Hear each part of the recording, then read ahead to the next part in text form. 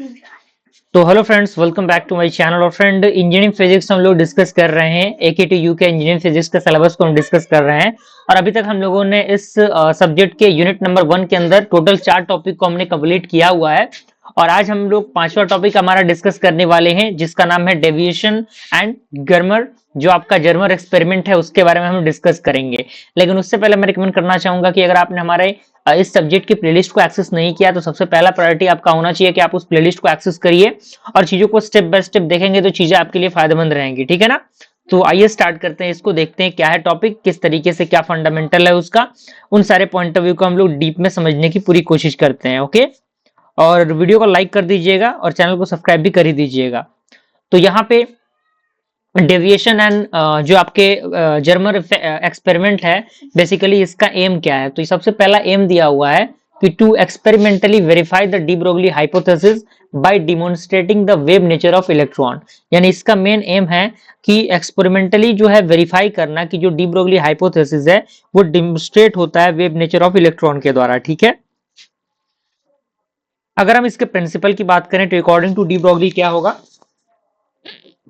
Lambda is equal to h upon m v के equal होगा। ठीक है, अब यहाँ पे पॉइंट कह रहा है कि if electron behave like waves, मान लीजिए कि अगर इलेक्ट्रॉन एक वेव की तरह काम कर रहा है तो they should show diffraction when scattered by a crystal just like X-ray.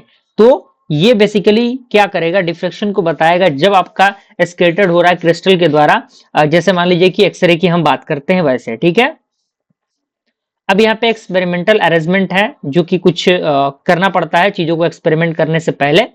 तो सबसे पहले एक्सपेरिमेंट कंसिस्ट करेगा इलेक्ट्रॉन गन को, जो हीटेड टंगस्टन फिलामेंट एमिट करेगा इलेक्ट्रॉन को, और जो इलेक्ट्रॉन होंगे वो एक्सेलरेट होंगे बाय द पोटेंशियल V।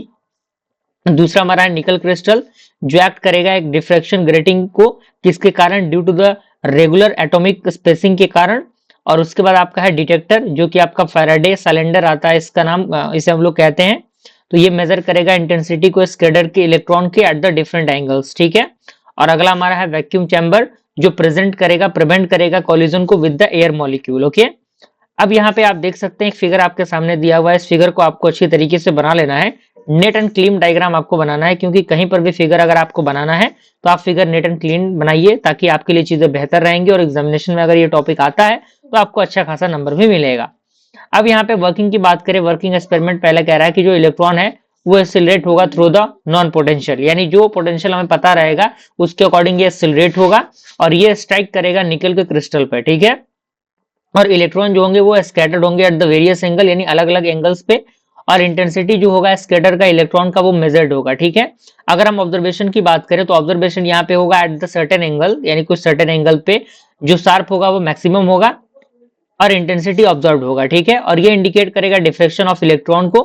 अगर हम एक्सपेरिमेंटल रिजल्ट की बात करें कि हमें क्या रिजल्ट मिलेगा, तो हमें रिजल्ट मिलेगा कि मैक्सिमम इंटेंसिटी ऑब्जर्व हो रहा है at the accelerating voltage approx 54 volt. Okay, और जो आपका स्कैटरिंग जो एंगल है वो लगभग आपका 50 डिग्री होगा। ठीक है, एक्सपेरिमेंटल वेवलेंथ की बात करें तो यहाँ पे आपका वेवलेंथ लगभग आपका 0.165 नैनोमीटर होगा, और डी ब्रोगली वेवलेंथ आपका अप्रॉक्स 0.167 नैनोमीटर होगा। ठीक है, वो वैल्यू कहीं ना कहीं आप देख सकते हैं कि मैच कर रही है।